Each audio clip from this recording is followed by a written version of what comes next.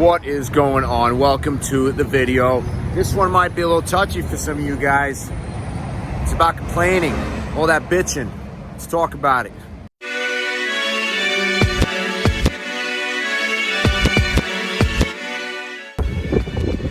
I'll tell you what, to be honest with you, we could end this whole entire video with what I'm about to say because it makes a lot of sense, all right? So I'm just going to give you a little analogy, if you will.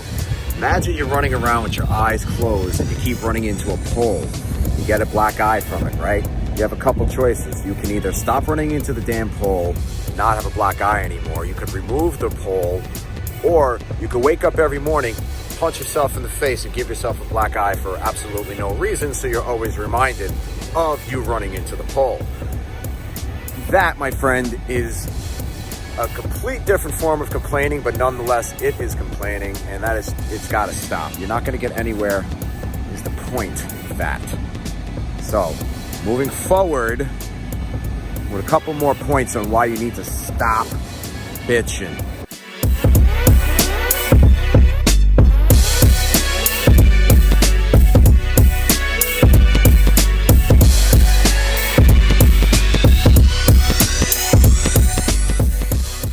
Just to talk about crabs in a bucket and kind of how it implies to situations that might be going on in your life that you're not really recognizing completely at the moment. Think of it like this, okay? What the term crabs in a bucket is exactly what it sounds like. It sounds like a bunch of crabs in a bucket and they're all trying to climb out of the bucket.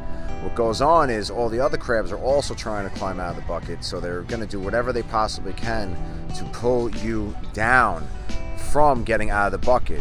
Sometimes they're ripping limbs off of each other and things like that just so they can get out of the bucket. Now here is the thing that I kind of want to just touch on before we go into the image of this and how it might relate to you and other people. This isn't to say that you should be paranoid and think that people are trying to pull you down from getting out of the bucket per se on purpose. This isn't always the case. A lot of times people have things going on and they don't quite understand either that the more that they complain about things, the more they're projecting their negativity and what's going on in their life onto you and weighing you down. John, another video? Nobody's watching your videos. Ugh, you know, it'd be much better if you actually spent time like sweeping and cleaning the floor in this apartment. Maybe if you actually just made the bed every once in a while, so I wouldn't have to do it. So you're saying I don't know how to make the bed? No. I thought I was good at it. No. You thought you were good at it.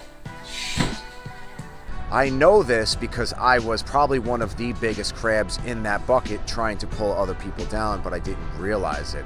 It took a long time for me to kind of open my eyes up and say, well, you know what? I said, maybe you should kind of slow it down a little bit. And I still kind of deal with it today. It's a very big challenge trying to keep it in check as far as speaking about what's going on in my life with the people I care about. But the fact is, if you don't kind of recognize this with other people and with yourself, you will continue to be pulled out of the bucket, or worse, you will continue to pull other people down with it.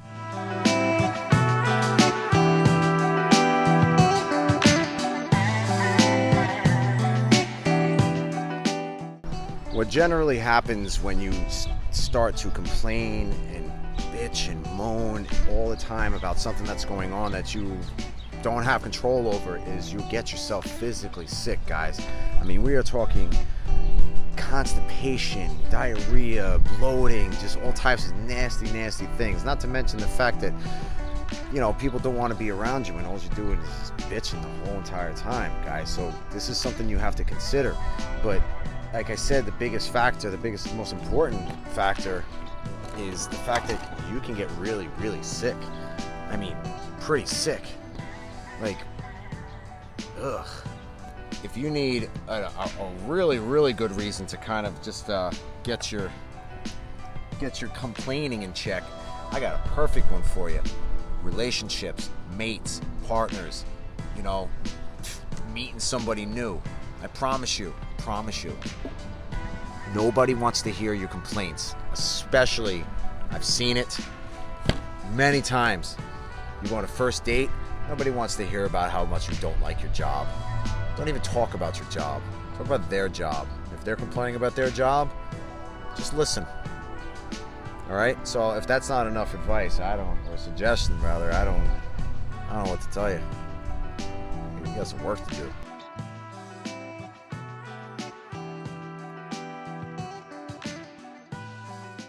I don't know if you've ever had to be in a car with somebody that is a massive complainer in general, but when they're in the car, it is 150 times worse.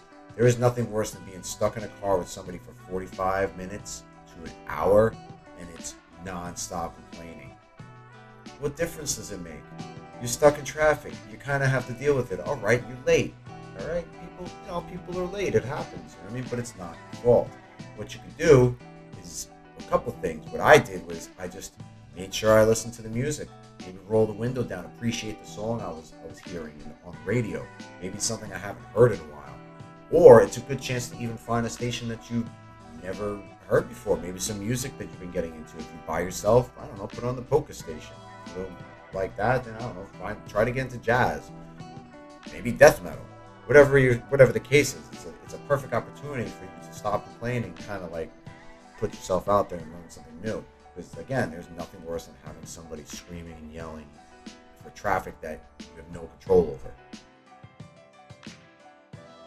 The same goes for, again, like I was saying, if you're late for something, like you're waiting for the train.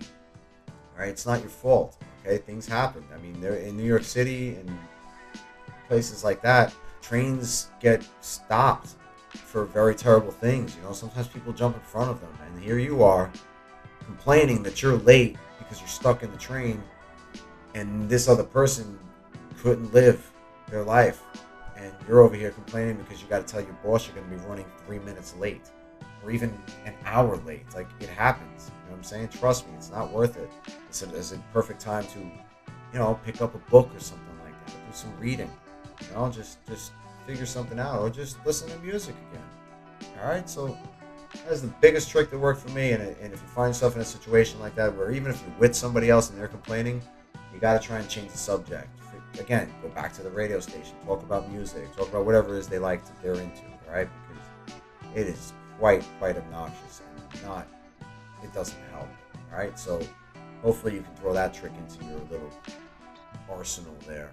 Another thing that I have noticed in the path to trying to figure out how to be less negative in my life is I realized that I was doing myself to death, if that means anything. Sometimes we will overdo it and spread ourselves so thin and make our to-do list 100 things long, 100 items long, and it'll stress us out. So it kind of forces you to focus on, oh no, I didn't do it. So you kind of talk about it and you feel stressed out about it. And that's something that you might want to consider, is you might be over planning things. You might have too many plans, even if that's coming to starting a business or losing weight or whatever it is. All right, you may be trying to do all these things on top of each other, and even planning a vacation and whatever it is. You're putting too many things on your list at one time and spreading yourself so thin that it's making you stressed, and sometimes you can't help it but to just let it out. It's human nature. I get it. I totally get it. But one thing I noticed from my own experience is that as soon as I started to shorten the to-do list, it made it a lot easier for me to focus on things, and I didn't have to really kind of bitch about so many of my issues going on at the time. And there's some big ones.